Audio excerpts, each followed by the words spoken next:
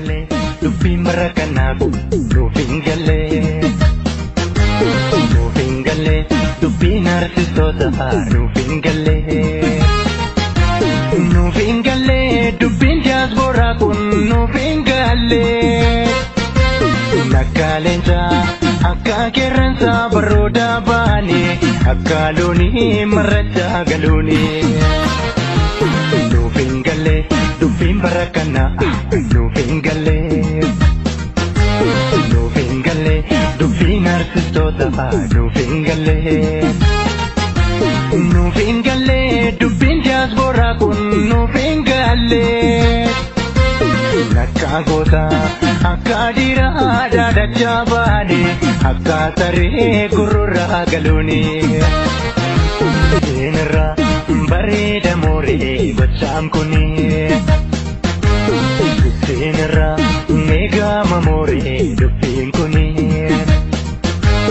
nama dabbo sumuunidha garaa keetiif jecha sadooftuusuun lafee gootota irra tarkaanfattee dhiigaa barattoota keenyaa nyaattuun maqaa gaarii seenaa boonsaa Oromoon si beekuun si jaallatuun nama maqaa kee balleessitu seenaa kan kee tureessitu duutee baddee maaf biyyeen taatu nama maqaa kee balleessitu seenaa kan kee tureessitu duutee baddee maaf biyyeen taatu lubbuu eebbisa kaana wayyeessa jaaljaarso waaqoo lamuu qixxeessa burrii soborruu sakkatee wakiipaa kabbada badaanii sirribee jifaarfaa dhiiga barattoota sosoo laaltanii diina Oromootiin wal taatanii dhiiga Oromoo nyaachuuf biyya galtanii arguudhaaf jirra bortuma keessanii lafti isin har'aa deebistanii qarshii isin ittiin guyyoomfamtanii sangaa booda gurgursiisanii sabbata yoo naanii kanii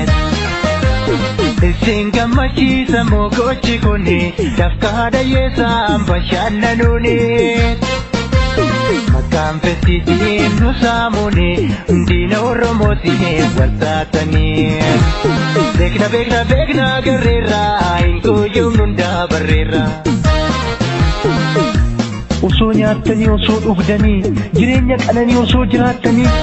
akkamiin jagattu kan maakalaawwiif qaallitti jiranii ifa aduu arguudhaaf hoggayyuu hawwanii kachana saba Oromoo kan bosona jiru wabookoo akkamiin jagattu kan beelaa fi dheebuu qorraan jararamu silkaan isin har'attiin farsoo keessan dhuddanii nyaapa waliin teessanii kolfaa cooma murtanii ija keessaniin imimmaan fooniif lafee keessaniin dhiiga bo'aa turtanii kaayyoo manaa baatanii haga galmaan hin ga'ini kaleessa gaarii hojjettanii har'a yoo dhugantanii garaan keessan osoo beekuu kan dharaa falsitanii qahawwaa mana keenyaa kan beeku diinni hamaan isinii lafee jaallanii irra tarkaanfattanii dhiiga barattootaa sareedhaaf dhiistanii goota akka elemoo abboo boruu dinnee kullanii fayyaantuu laggatee faadhamne dhugaa rabbiiti waliin dhiisnu maaf haadhoo kiyyan dubbii marakanaa dubbii galle dubbi narsistoota dubbi